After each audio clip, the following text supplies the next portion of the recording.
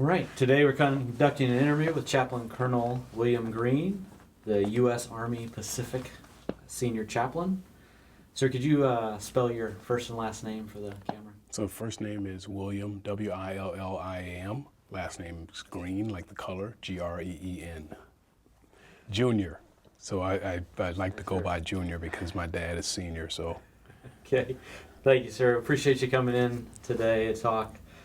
As we start, we'll start at the beginning. Tell us a little bit about where you come from and, All right. and your background. Yeah. So first of all, Brian, I'd like to say thank you for inviting me to do this interview. I really appreciate it. So I am a native of Savannah, Georgia. Was born there many years ago, and about the time I was in the third grade, we departed and went to Hilton Head, South Carolina. So it's kind of funny how I kind of like call both places home, in all honesty, because I think if you had like a dividing line, you could say that I probably equally spent half of my life in both places. So I'm very fond of both places. One of the benefits, I think, of moving from Savannah to Hilton Head was, when I was in Savannah, we lived in a place called Hitch Village. So if anybody's familiar with Savannah, they will know that it's a housing project, and it's had a pretty rough reputation. Probably not as bad when I was growing up, but it did have a pretty bad reputation. So when we left there, my mom and dad and two sisters at the time, we moved to Hilton Head. Back to where my mom and dad were born and where they grew up. And so the benefit of that was growing up in a small community with, no kidding, I would say probably multiple surrogates in terms of parents, people who had your best interests at heart. Excellent. I would say when I look back on it, probably one of the highlights of my life, based on the fact, too, that many of the school teachers I inherited when I went to Hilton Head were school teachers of my parents. So if you can imagine that, real small community, folks who could call you out very easily. A lot of accountability. Yes, and tell you that, hey, we're going to talk to your mom or your dad or to your grandmother.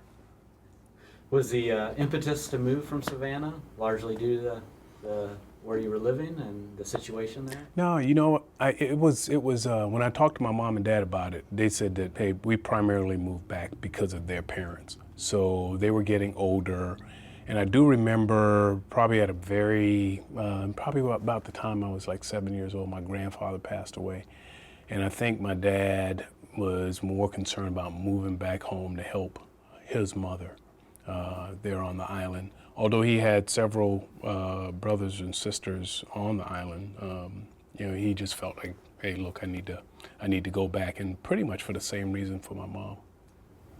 How would you characterize your family and parents and the type of environment that? Yeah. So I would say, and I put a smile on my face when I think about those folks, because they, I think, for me, I can say that I have just excellent parents and family. So mom and dad, very nurturing and very supportive of pretty much everything that I've attempted to do in life. Not only me, for my sisters and my brother, just extremely supportive and caring individuals who guided us in the right way, I would say, to the church, and made sure that we were brought up in the church, and demonstrated, I would say, a considerable amount of love and patience with us. Yeah. Very good. So how did you were prior service? Yes. And how did that? How did you come to the Army the first time? Yeah. So for me, what was interesting in that journey is initially I signed up to go in the Navy. Coming out of high school, wasn't quite ready to go to college yet. So I said, hey, look, I'm gonna go do something. And plus, when you have a mom who, as I said before, is very supportive, but also I wouldn't say very demanding, but at least would say to you, hey, look, you've got to do something. You got to get out of here and go do something, with your life. And so coming out of high school, I initially signed up for the delayed entry program for the Navy, had a change of heart, and came into the Army with a buddy, a guy named Tony Smith. We both signed up together on the buddy plan, and it was interesting that even though we signed up on the buddy plan, we did not stay together. We both went to the artillery at Fort Sill, but he went to basic a completely different time than I did. So that was the start of things for me. And what did you do? So initially, like pretty much most young people, when I came in, the Army, of course, they were looking for combat arms folks. And so they waived this little hefty benefit of a bonus to me. And so I came in as a 13 Bravo, a field artillery cannon crewman. And I did that for like probably three years or so. And then I got out of there and became a radio repairman. So, I won't say I saw the error of my ways because I don't want to offend my field artillery teammates, but I did think that, hey, I could do something different. Okay. And that was served largely in Germany? So initially started off at, of course, basic at Fort Sill, OSUT, one station unit training at Fort Sill, then went to Fort Lewis, Washington, believe it or not. Spent very little time there, probably like maybe 1 year. And then off to Germany. Yeah. How was your experiences overall? How would you characterize your? Well, I can tell you that I enjoyed the Army. I loved it. I mentioned Germany. Germany was and remains a critical place in my life journey. When I was in Germany, I met some guys. I used to love to play basketball. I still love to play, but I'm a little bit wiser now and I don't get out and do it. But I met a couple guys who were connected with the church. And during that particular time, I asked them, I said, hey man, where do you guys worship? And they told me they worship at this, right there on the base, on the air base, in the chapel. And I says, hey, tell me what time you guys start. And so I actually ended up going to service there. And that's where I would say in terms of a commitment, to Christ, that's where I really made a commitment to Christ. So Germany was and remains a critical place in my journey. So was that is there a direct connection in leading to ministry, or did that come later? Yeah, so that came a little bit after I made that commitment. And it didn't take, probably about a year or so. After I made that commitment, then this sense of call came over me, and it's kind of funny because I tried to avoid it. I really did. I mean, I did pretty much everything I could to avoid it. I loved the church I was going to. I loved helping out there, maybe teaching. You were back home at this time? Well, I was still in Germany. Oh, that's still in Germany. Yeah. Okay. So then the call came while I was still in Germany. And so what I would oftentimes say when that sense of me not necessarily following through on a particular aspect of the commitment I made to Christ, which was, hey Lord, I'll do what you want me to do, I'll go where you want me to go, and I'll say what you want me to say. There was a part of that when it came to the call to ministry that I was like, hey, I don't think this is for me. And so I ran from that for a little while until I talked with a person at the church who encouraged me to go talk to the pastor. I went, I talked with the pastor, and then even after I talked with the pastor, I still kind of like said, hey, look, I don't think it's for me. And so after a little bit of time, I came to realize that it was important for me to fulfill that call. Because I personally experienced a time when I didn't feel like I was being true to my word. Yeah. And so how did I assume that started playing out once you left Absolutely. the active duty Army? Right.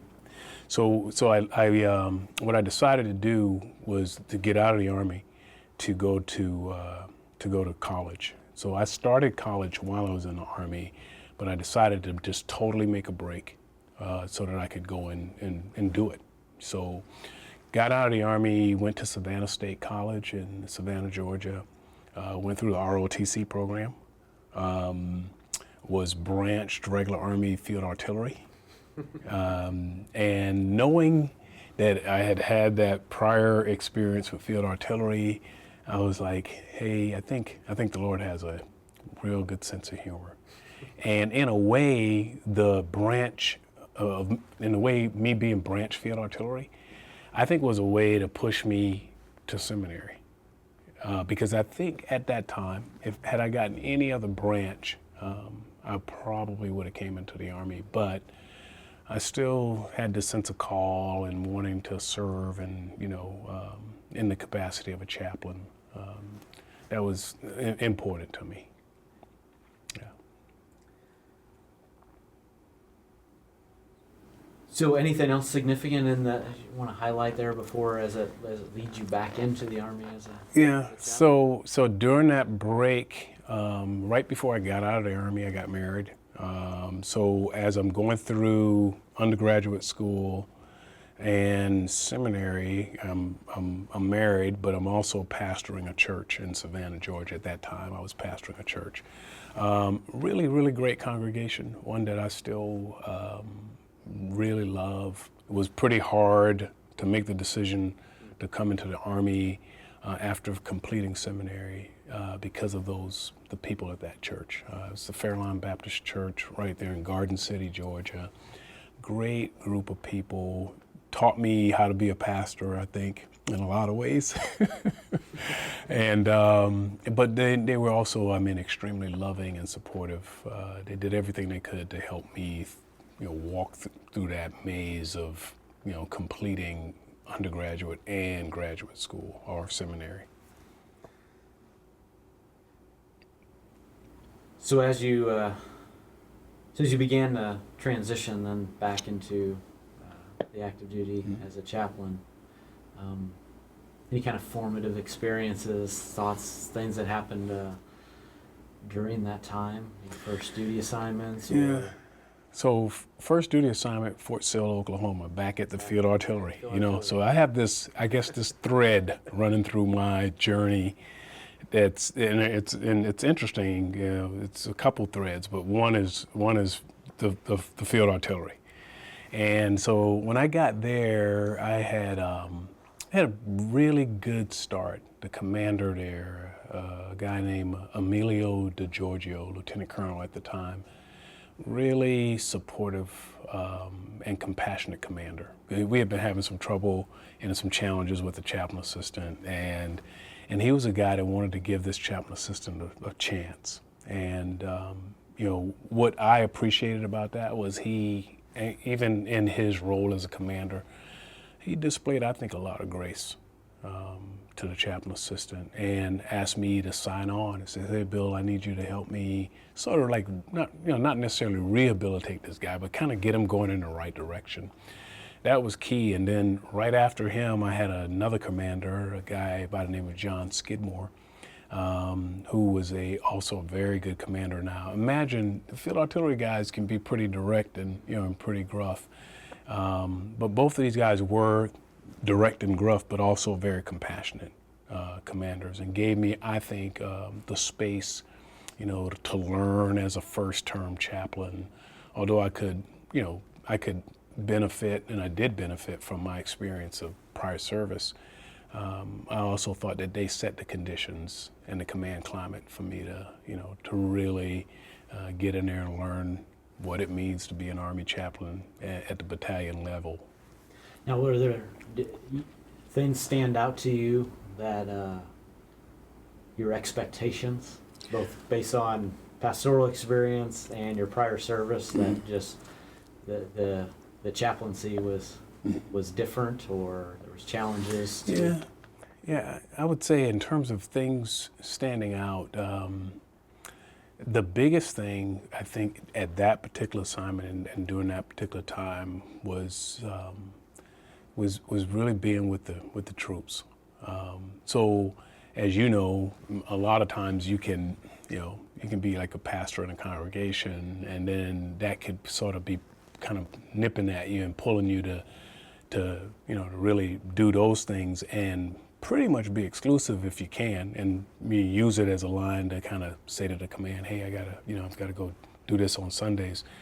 But one of the things I think that helped me out very early is I had good brigade leadership, and I never played that hand during that particular time, and it kind of set the tone for me throughout the rest of my career, realizing that just as I was there to conduct worship for the chapel service, I was also there to do it for my troops in the unit. So it was extremely important for me to be with them, regardless of where they were going and how long they were going to be there. When I made the break, I oftentimes made the break. I never really came back in and kind of said, okay, I got to go over here this day or that day. I normally tried to do a little bit of planning and get somebody to cover my responsibilities so that I could devote my time fully to those soldiers and their families.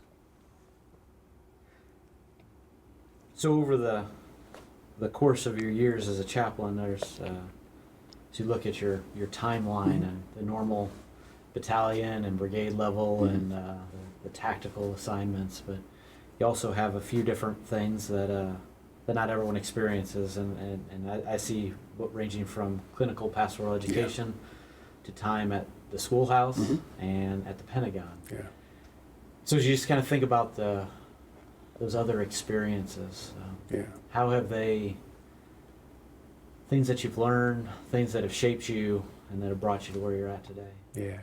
If I had to pick one of those, I would say the clinical pastoral education remains, I think, very high on the list of a critical event, or at least I would say school that I attended.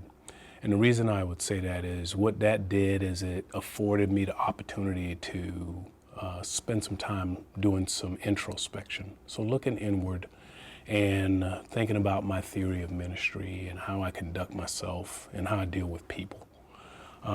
Extremely critical in my journey for me personally. And the reason I say that is because what that taught me was it taught me a model that I apply to my life, and that is action, reflection, action. So as a pastor, as a chaplain, as a Army officer, we're always doing actions, something. So, but taking the time to reflect upon that, to me, is critical. And, doing that, using that particular model to do action, reflection, action, and then to spend time reflecting, but not stay there, So it's okay to reflect, but then now we've got to get back out there and try the action again. And, and so in many ways it's an iterative process, because it could start all over again, because, maybe some aspect of it did not turn out, whatever it might be, it did not turn out the way I wanted it to turn out. It afforded me the opportunity to do some more reflection and to be okay with that. Those other experiences were very, very good as well. I think back on the experience at the schoolhouse, at the United States Army Chaplain Center and School, where I did force design. Definitely different, than most. But what that taught me is it taught me about the workings of the Army at the TRADOC level and how we get things done. If I would look at my time as an action officer at OACH, I kind of smile a little bit, because those were some good years, but they were tough. And they were tough because we serve in an Army that has policies, and those policies sometimes means that action officers have to think about the next step, or how to recommend the next step to our chief of chaplains and what have you. And when I finished my second tour at the Pentagon, because I did two. First tour was as the Training and Leader Development Officer. Second tour was I was a directed military overstrength individual for Soldier and Family Ministry. And probably one of the biggest challenges I had there was I worked on the Strong Bonds program during the time the Army was trying to figure out how we're going to allow all of its services for all soldiers and family members because of the repeal of the Defense of Marriage Act. And that was an interesting experience, and I had to dig deep on some of that from a personal perspective.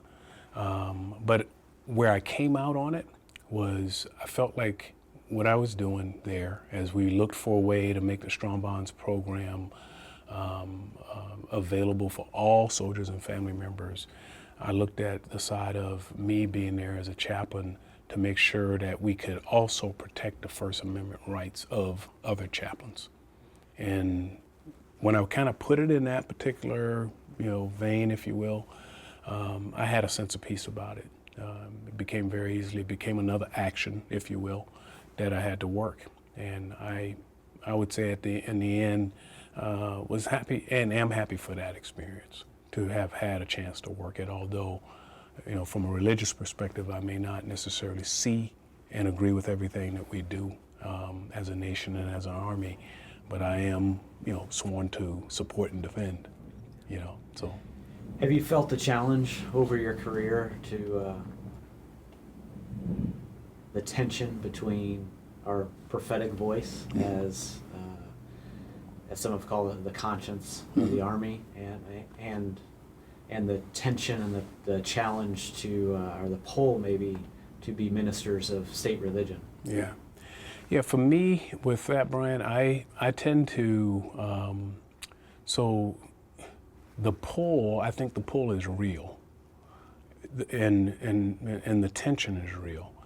Where I fall down, or where I fall along the lines of kind of figuring out my walk with that, is the fact that from the perspective, and I don't want to use the word political, but from the perspective of being an Army chaplain in an organization that also protects and supports and defends the Constitution, there's that side of me that can deal with some of the social and other challenges that we deal with.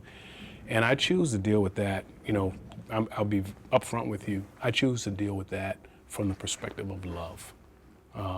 It's a word that, it gets thrown around or what have you, but I see people with challenges, and I tend to want to embrace and want to support and want to love. Now, when I say embrace, support, and love, of course, that's within the confines of who I am as a minister. So I think the important thing is being available for people to talk to you, being approachable. And in some ways, if I'm too stringent, if you will, then I think in some cases that it will block the path for people to come and talk to me. Now, on the side of me of being the pastor, because I'm the chaplain or the minister, I feel very free in my ability to express what I see the Word of God saying in that context. So, if you will, you could kind of say that.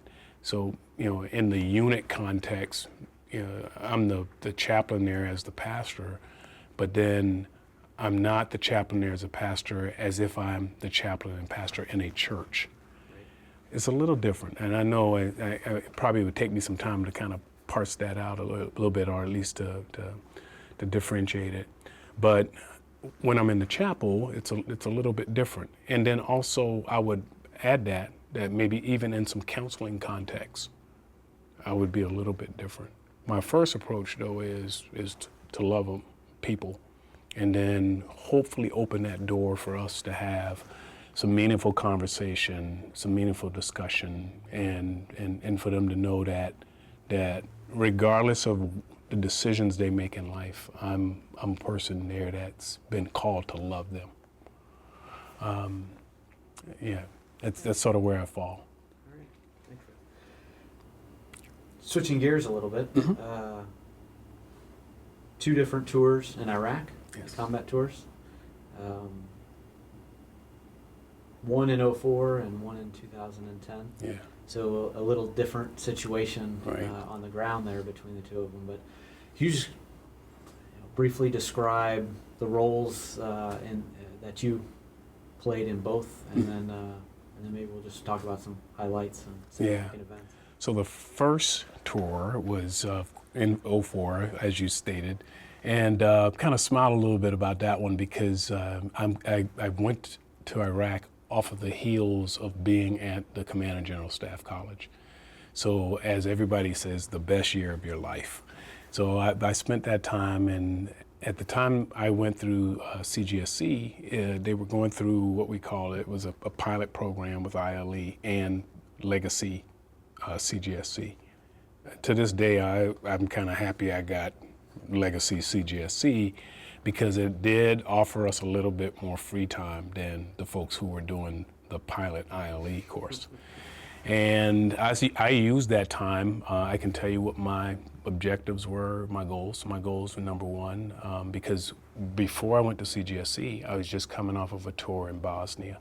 So I came back from Bosnia, pretty much had maybe 2 months or so, packed up my family, and we moved to Fort Leavenworth, Kansas. So my goals were, number one, spend time with my family. Number two, golf. And number three, graduate the course.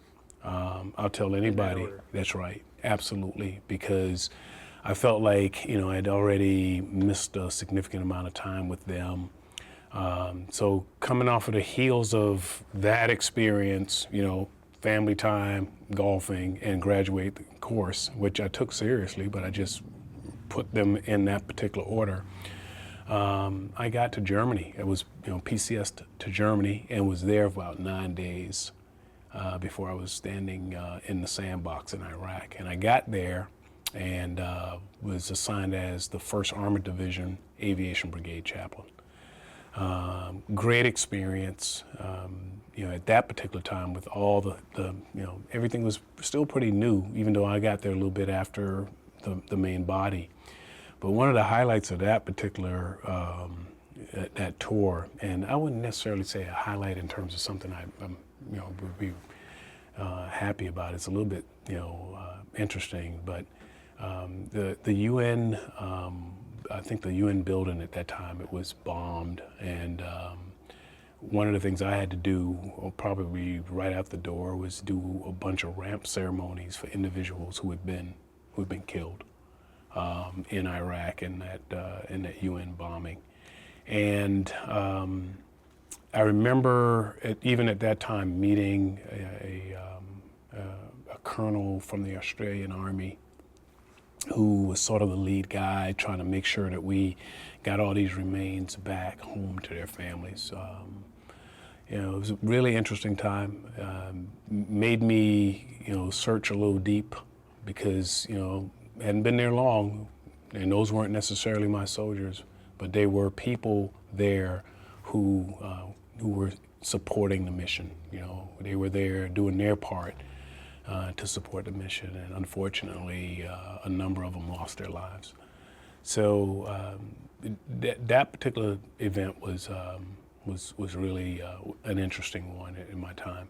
The other one was when we were about to come back home. So we had given away my little bed, everything. We'd given it all away, and we were all lined up in chalk order, getting ready to come back. Actually, we're going to drive back down to Kuwait. And that particular time, there was a little bit of a leak, I guess, in the Stars and Stripes from the Secretary of Defense, Donald Rumsfeld, and he said that some units in Iraq may have to stay a little bit longer. Well, guess what? Our unit was that unit. And how much longer? We did 90 days, 90 additional days, and so. How did that affect How'd that affect the unit and your ministry? Yeah, so, initially it impacted me because, I was giving away everything, was ready to go. And I have a brother who is retired military at the time, was still in.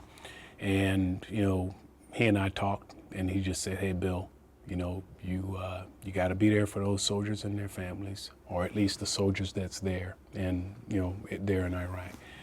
And almost immediately I switched gears, I wouldn't say that my morale was bad. I mean, like everybody else, I was looking forward to going home. Right. Wife had bought tickets for vacations and, things that we were going to do together. And so having to put all that on hold, initially I wasn't really happy about that, probably like most people. But didn't take me long, really. Also General Hertling at the time, I think he was our ADC, he was the O. And, and he was had been my brigade commander in 3-2 at Fort Lewis years ago.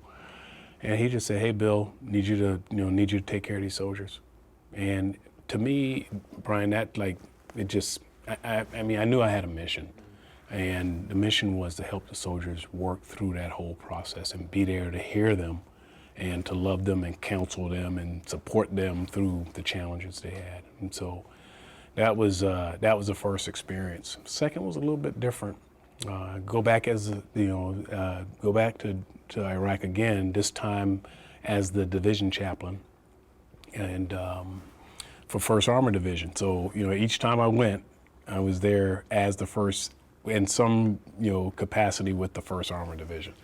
So, second time as a division chaplain, got a tremendous amount of land that we covered. I mean, we covered from Baghdad all the way out to Anbar province. I mean, a lot of space, and having responsibility for religious support for a number of chaplains I enjoyed doing that and making sure that they were ready to do their mission and stayed prepared for that. At the time I did that, we also the Army was kind of trying something new. So I was probably one of the first divisions to deploy with a family life chaplain. And my family life chaplain was a guy by the name of Darren Nielsen. And Darren and I, before we departed Germany for Iraq, we did up sort of like a, not necessarily a memorandum of agreement, but we talked about the scope of what his mission would be. We, somehow kind of figured out that I would use him to help me take care of the chaplains as well as do family life things.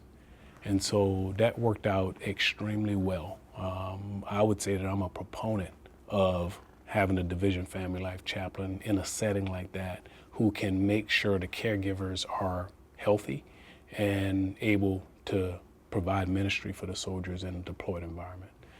Darren did an excellent job doing that for us. And so I would definitely say that that was another, that was a highlight of that particular tour. So given the circumstances, as far as dealing with the trials of combat, how did you see primary focus of ministry and efforts to provide ministry to the units you were in? Yeah, so that was extremely important to me because, as a division, we had a pretty large area that we were responsible for. So not only, as normal, it's normal to have, a number of Protestant chaplains in that kind of environment. So things like that, they were pretty much automatically covered through the units that we had responsibility for. But routinely, I would get out there and either visit and preach and support those pastors as they executed the religious support mission. One of the biggest challenges, though, was just getting our priests around the battlefield, because I had two, and I was grateful for the fact that I had two priests, because I had all of Baghdad, or responsibility for providing religious support for that, but then I also had Anbar, the western part. And out there, any little thing could just throw off your religious support plan, such as dust, or mainly dust. It could throw that religious support plan off. But putting a priest out in Ambar was, I think, one of the key things we did, because it allowed us then to move that priest by ground if we had to, in order to get them from point A to point B. So both could move by ground. Primarily, we did it by air, but having the ability to move them by ground, I think, was a huge benefit. Yeah. So as you think about your deployments personally, what the things they stand out? What's where's the place you go when you think about your deployment not from a leadership and a organizational perspective, but just from a personal perspective? Yeah. So when you asked that immediately, the deployments kind of made me think about the stuff that gets our attention that's not really a big deal. But I'm going to personalize that. The stuff that gets my attention that's not really a big deal. That could be just about anything in life that goes on. The deployment kind of made me think about the fact that, in a lot of ways, anything can happen on a deployment in that environment. So it made me look inward and really think about the small stuff and how the small stuff really isn't all that important. It's important, it can be, but it's not all that important. Not enough for me to lose my sense of peace and tranquility that I try to pursue every day. The deployment made me really think about that. And there are still times when I reflect on that.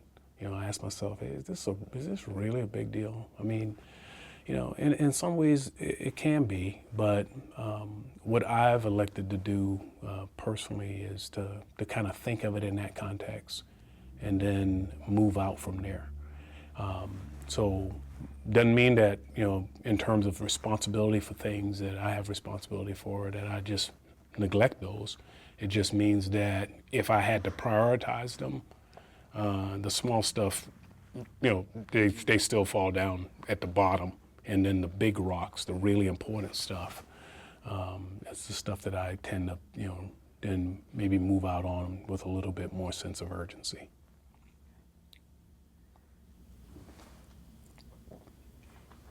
As you think over, you entered the Army originally in 94. Okay. Well, As a originally, as a chaplain. That's right. In the 70s, as a cannon crewman. So late, like right at 1979. Okay. Yeah, that's a long time ago. So as you think about,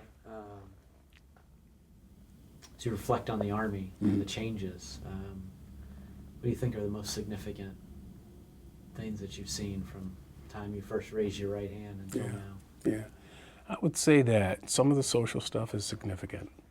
I cannot go forth without mentioning some of the social stuff. So some of the policies that we've enacted and adopted, definitely big changes. So much so that it oftentimes make me wonder, hey, look, wonder if we could, really be as effective as we need to be with those kind of changes in place. As I said earlier, hey, I support, what our leadership is doing, but those changes, I think, in some cases make me wonder, whether or not we could be as effective as we need to be in light of some of the changes that we've made. If I had to look at, maybe a few other things, it's just, I think the folks that we're dealing with today are absolutely different than the folks that I remember years ago. And different doesn't mean bad. Different means different. They're different. So now I've got to figure out, and leaders have to figure out, so how do you deal with people that have a different perspective of leadership and authority, and and those things, and by all means, I think that we have to have a level of authority in the Army, especially when it comes to command and other positions that warrant that. So I'm not saying that, hey, that we do away with that, but it made me think about the book. I think is about why, or asking why. Start with why. Yeah, start with why. That's right. So and so that's the generation. Those are the folks that we're dealing with today, I would say. Whereas years ago it was a little bit different. And then in some ways I see command being a little bit different, or at least leaders. I think leaders. I think folks were a lot harder. It appears. In my experience, they were a lot harder back then. In fact, the old statement, if the Army wanted you to have a family, it would issue you one, or a wife, it would issue you one. And now, we're totally embracing that. And probably, I'm not sure of the statistics, but a large number of our service members are, they're married. And so, quite different than, like I said, years ago. Barracks were probably full of single guys and young ladies. And now I think that they still may have a number of them there, but the majority are, they're married, which is absolutely different than it was years ago. We're going to transition to thinking about the Chaplain Corps in the future. But before I do, anything about your journey, your story, your experiences that you'd like to highlight before we move on? Yeah, so I'll say this. During my time in Iraq, and we talked about the small stuff, and one of the biggest things for me in going into harm's way was always making sure that, for me personally, that my relationship with Christ was where it needed to be. And what I mean by that is that, hey, that I was prepared to make the sacrifice if I had to. I mean, I'm in harm's way, as I said before. Those experiences to me absolutely shape who I am today. The CPE stuff absolutely shape, they shape who I am today, because it made me reflect on, like I said, the big picture.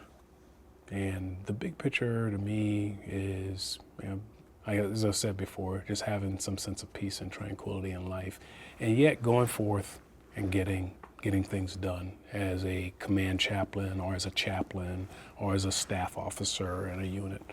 It's important for me to be accountable and get that stuff, done, as well as have that sense of peace. Thanks.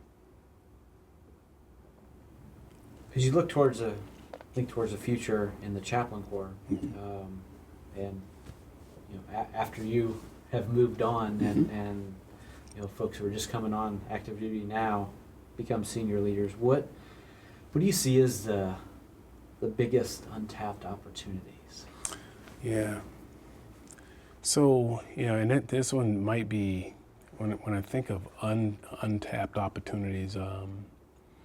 So the world we live in is changing, and we are endorsed by our churches and religious bodies to be chaplains. And also with the changing world, one of the things that's a proven fact is that I think less and less people are coming to chapel. And with that, I think an untapped opportunity is the ability, in some cases, to connect with those people that don't necessarily espouse to a traditional way of worship. I see that as an untapped opportunity, and I say that because we can go pretty much anywhere today and do some statistics on the number of people that attend worship and the number that don't. And I think that our way of tapping those, or at least making connections with those individuals, is probably through moral leadership, values education. Although we do some of that, I think we could do more. Because in the end, we still want young soldiers, or soldiers young or old, if you will, to espouse the Army values. And if they're not getting some sense of values, maybe from religious education and religious worship experience, I don't think that, that's a matter for a chaplain, if you will, to wash his or her hands.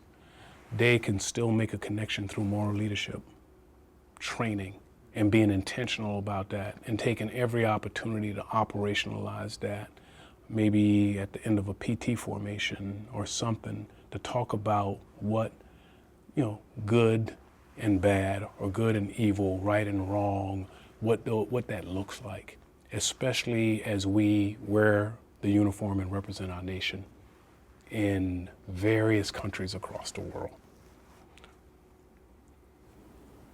Flip that. What do you see as the greatest challenges in the coming years? I remember years ago I used to think about that question, and I would say that it was along the lines of some of the stuff that we see happening now. I think that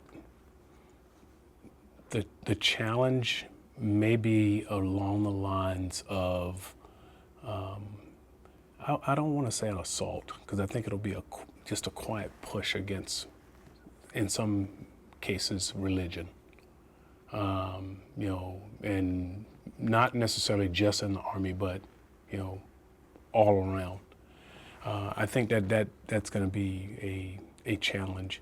I think for chaplains, the challenge, I think, then goes back to what I was talking about earlier about just being there and thinking about ways to still connect with people outside of what we do in the religious context.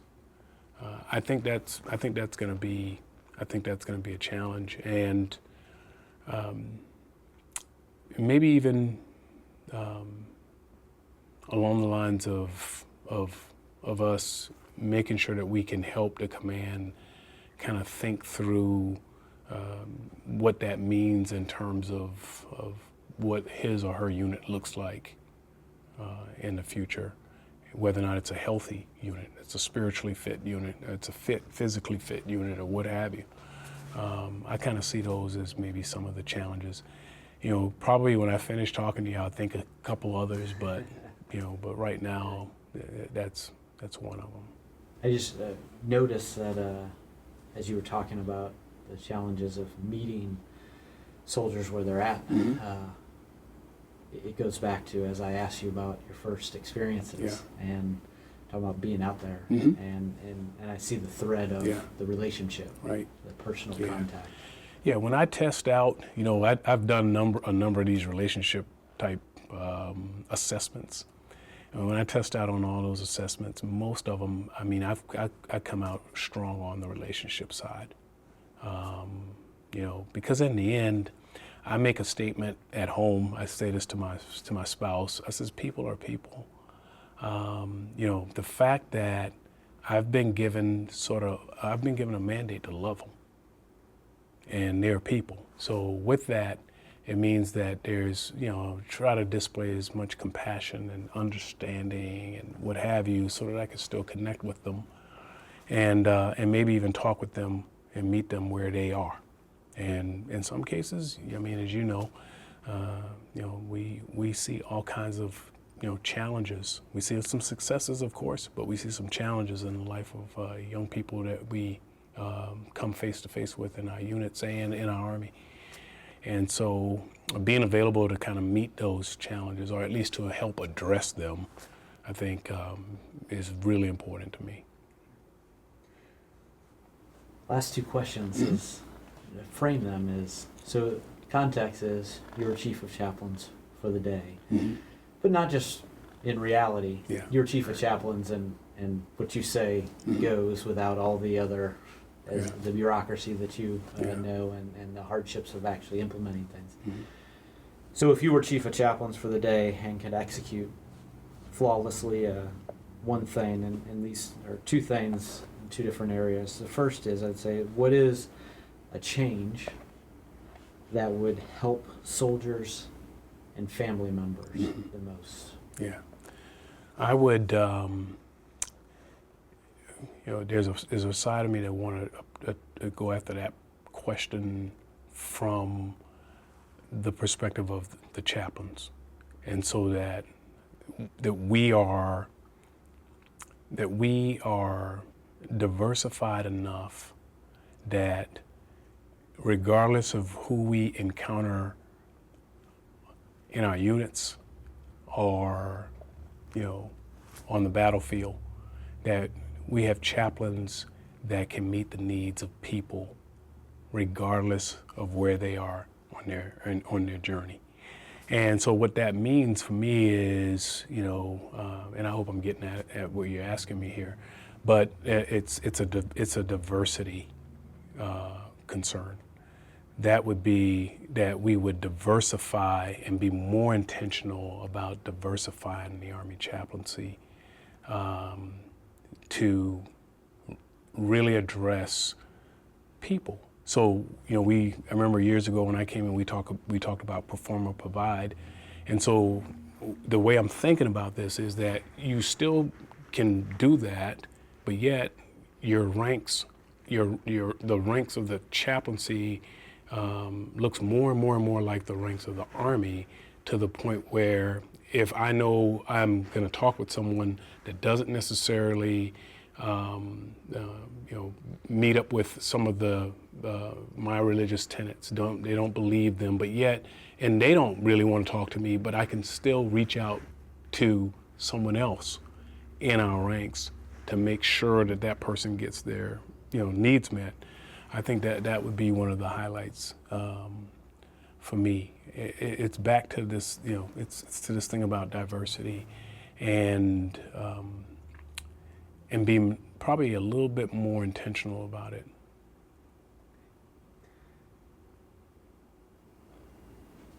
And if you may have already answered this, but the other thing is, what would you do with the Chaplain Corps organization, structure, training, anything on the backside? Yeah, I like the way we're going now, okay, with the identity piece. But I would then go right back to what I just said before about diversity. I think it's one thing to have a diverse chaplaincy with the intent of meeting the needs of the command and the soldiers and the families that we encounter. But I also think that's important that along with that we have a way of helping or at least supporting those folks in the chaplaincy that may not look like me, that may not look like you, and making sure that everybody has an opportunity to move forward. Now, I'm not talking about everybody getting promoted or anything like that, but I'm just saying that make it so that everybody has that opportunity, fully understands what they need to do in order to serve the best they can serve. And if that's done, I think what it'll do is it'll make us look more and more like the Army that we serve. I think now we see where we've got a number of different religious accommodations that have been approved. In terms of the number of female that can serve in certain units, that's been recently approved. All those things, I think they're good things. I just think that, for the Army chaplaincy's sake, that we've got to be, in 2025 or whenever out there in the future, that we've got to make sure that we're structured in such a way or that we look like that we also look like that. And, sometimes that may be easier said than done. But I think it starts with all of us that are currently wearing the uniform now, in ways that we can go out and reach out to others who may want to embrace this lifestyle as Army chaplain. And they may not necessarily believe the way we believe or look the way we look or, any of those things. But yet, they may believe like some folks in our ranks believe, or they may look like some folks in our rank look. And, I think it's a great opportunity for us to to kind of widen the pool, if you will. I lied to you. This will be last. So if you could go and talk to young Chaplain Bill Green, based on your experience now, anything you'd pass on? I'd say, I'd probably tell young Bill Green to have maybe a little bit more fun. Although I'm having fun, but maybe a little bit more fun. And what does fun look like? There were some things I wanted to do in the Army chaplaincy that I did not get a chance to do. And really, duty probably got in the way of some of those things.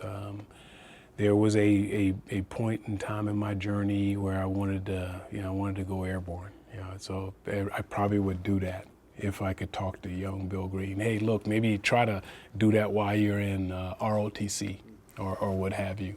I would also probably say to young Bill Green, hey, the years go by really fast, and because they go by so fast, I feel like I missed a lot of my kids' time growing up.